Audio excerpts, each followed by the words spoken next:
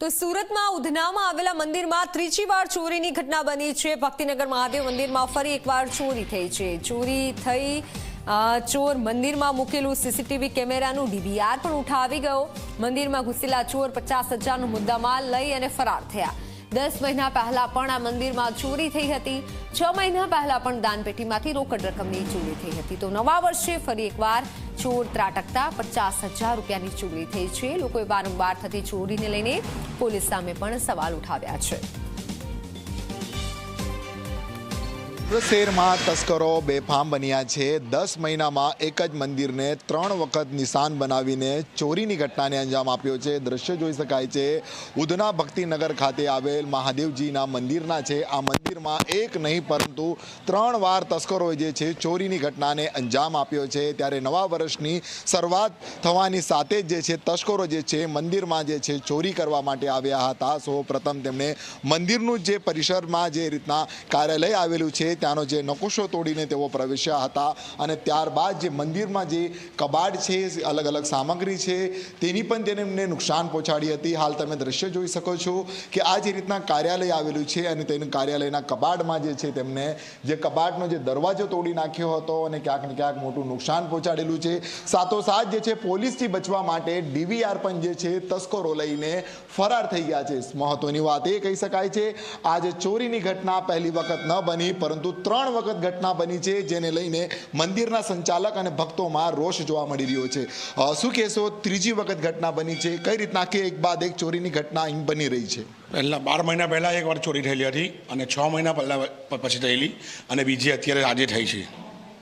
શું કહેશો, એક બાદ જી 3 વાર થઈ ચોરી મંદિરની અંદર। આ ત્રીજી વાર ચોરી। પોલીસવાળા કોઈ એક્શન લેતા જ નથી। આગળ પણ બહુ કમ્પ્લેન કરેલી, પોલીસવાળા વિડીયો પણ નહીં ગયેલા હતા, તે ઉપરાંત પણ કોઈ એક્શન લેવામાં નથી આવી। ના ત્રીજી વાર ચોરી થઈ પાછી એક જ વર્ષમાં। કઈ રીતના તસ્કરો અહીં પ્રવેશતા હોય છે ચોરીની ઘટનાને અંજામ આપતા? આગળનો દરવાજો તોડીને અંદર ઘૂસેલા હતા, તેમાંથી ચોરીને એ દરવાજો લોક તોડીને આવી ગયો। લોક તોડીને કબાટ તોડવાની કોશિશ કરેલી, કબાટ તોડવાની નહીં દૂતો એટલે એ લોકો બધી બીજી વસ્તુ ઉચકીને લઈને જાય લાગ્યા। જણાવજો, તમે આજે 3 ચોરી થઈ છે, અત્યાર સુધીમાં કેટલી રૂપિયાની નુકસાન થયું છે? સાથોસાથ જે છે મંદિરમાંથી દાનપેટી સહિતની રોકડની ચોરી થઈ છે। આગળ તો પહેલી વાર ફર્સ્ટ ટાઈમ જે ચોરી થયેલી ને તો મંદિરના માતાજીના ગહેના બરોબર હતું તે ઉચકી ગયેલા હતા, તો ખોટા જ હતા, તે છતાં પણ એ ચોરી ગયેલા હતા। તે નેક્સ્ટ ટાઈમ પછી બીજી વાર ચોરી થઈ ત્યારે મંદિરના દાનપેટીના ગલ્લા 3 ગલ્લા તોડી ગયા, દરવાજા તોડીને અંદર ઘૂસેલા, પ્રવેશ કરેલો। તો આશરે લગભગ 35,000 થી 40,000ની રોકડ રકમ હતી અંદર દાનપેટીમાં 6 મહિનાની। આજે કઈ રીતના નુકસાન થયું છે? આજે તો આ ડીવીઆર ઉચકી ગયા ને કનેક્ટર બોક્સ 2 ઉચકી ગયા। શું કહેશો, એક બાદ એક ચોરી થઈ રહી છે, આરોપીઓ પકડાતા નથી? આરોપી નથી પકડાતા। શું ઈચ્છો છો? અમારે પકડવા છે, આરોપીને પકડવા, એને સજા કરવાની છે।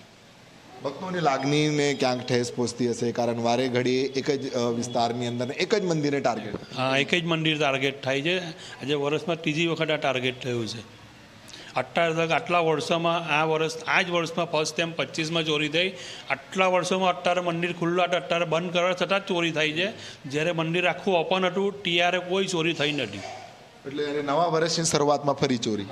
નવા વર્ષના શરૂઆતમાં ફરી ચોરી થઈ। બિલકુલથી જોઈ શકાય છે કે તસ્કરો બેફામ બની ગયા છે।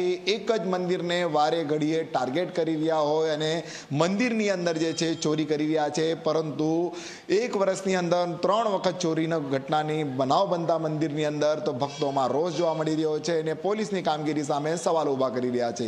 હાલ તો સમગ્ર મામલે ઉધના પોલીસ દોડતી થઈ હતી, પોલીસે ગુનો નોંધ્યો છે અને આરોપીની શોધખોળ હાથ ધરી છે। પ્રશાંત ડિવરે, જી મીડિયા, સુરત।